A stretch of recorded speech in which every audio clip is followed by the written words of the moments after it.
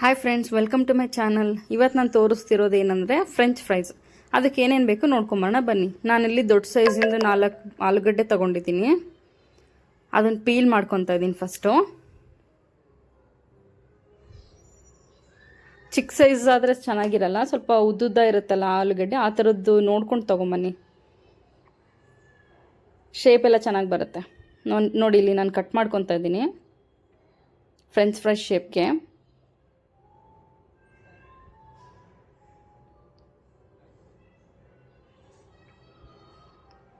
ನೋಡಿ, ಅಗಲ ಇರೋದಕ್ಕೆ ನಾನು ಮತ್ತೆ ಪಾರ್ಟಿಷನ್ ಮಾಡ್ಕೊತಾ ಇದ್ದೀನಿ, ಮತ್ತೆ ಕಟ್ ಮಾಡ್ಕೊತಾ ಇದ್ದೀನಿ. ಅದರಲ್ಲಿ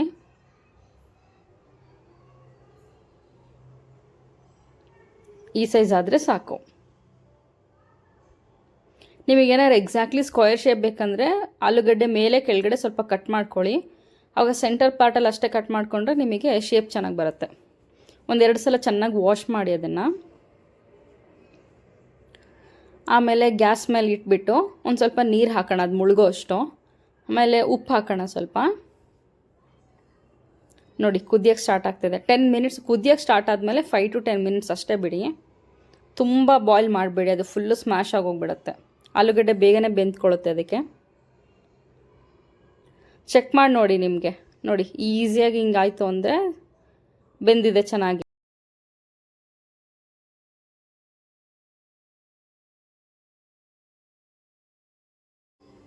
ಸೊ ನೆಕ್ಸ್ಟ್ ಏನು ಮಾಡೋಣ ಅಂತಂದರೆ, ಒಂದು ಬಟ್ಟೆ ತೊಗೊಂಡ್ಬಿಟ್ಟು ಬಟ್ಟೆ ಮೇಲೆಲ್ಲ ಹಾಕೋಣ. ಅದನ್ನು ನೀರೆಲ್ಲ ಹೀರ್ಕೋಬೇಕದು.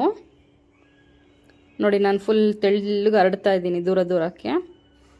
ನೋಡಿ, ಒಂದು 5-10 ಮಿನಿಟ್ಸ್ ಆದರೆ ಸಾಕು, ನೀರೆಲ್ಲ ಹೀರ್ಕೊಳ್ಳುತ್ತೆ. ನೆಕ್ಸ್ಟ್ ಏನು ಮಾಡಬೇಕಂದ್ರೆ, ಎಣ್ಣೆ ಇಟ್ಬಿಟ್ಟು ಹೈ ಫ್ಲೇಮಲ್ಲಿ ಕರಿಬೇಕು ಅದನ್ನು. ಮೀಡಿಯಮ್ ಆರ್ ಲೋ ಫ್ಲೇಮಲ್ಲಿ ಕರಿಬೇಡ್ರಿ, ಅದು ಚೆನ್ನಾಗಾಗಲ್ಲ. ಹೈ ಫ್ಲೇಮಲ್ಲೇ ಕರಿಬೇಕು. ಆಮೇಲೆ ಫುಲ್ ಕರಿಬಾರ್ದು, ಒಂದು 50% ಅಷ್ಟೇ ಕರ್ಕೋಬೇಕು, ಫುಲ್ ಕರಿಬಾರ್ದು. ನೋಡಿ, ಒಂದು 50% ಆಗಿದೆ. ನಾನು ಅದನ್ನು ಏನು ಮಾಡ್ತೀನಿ ಅಂದರೆ, ಒಂದು 2 to 3 ಅವರ್ ಫ್ರೀಝರಲ್ಲಿ ಇಡ್ತೀನಿ ಇದನ್ನು. ನೋಡಿ, ಒಂದು ಹಾಫ್ ಅಷ್ಟೇ ಫ್ರೈಡ್ ಆಗಿದೆ. ನಾನು ಇದನ್ನು ಒಂದು 3 ಅವರ್ಸು ನಾನು ಫ್ರೀಝರಲ್ಲಿ ಇಟ್ಟಿದ್ದೆ. ತೆಗ್ದಿದ್ದಾದ್ಮೇಲೆ ಈ ಥರ ಆಗಿರುತ್ತೆ. ಸೊ ನೆಕ್ಸ್ಟ್ ಏನು ಮಾಡಬೇಕಂದ್ರೆ, ಮತ್ತೆ ಸೆಕೆಂಡ್ ಟೈಮ್ ಮತ್ತೆ ಕರಿಬೇಕು ನಾವು ಹೈ ಫ್ಲೇಮಲ್ಲೇ.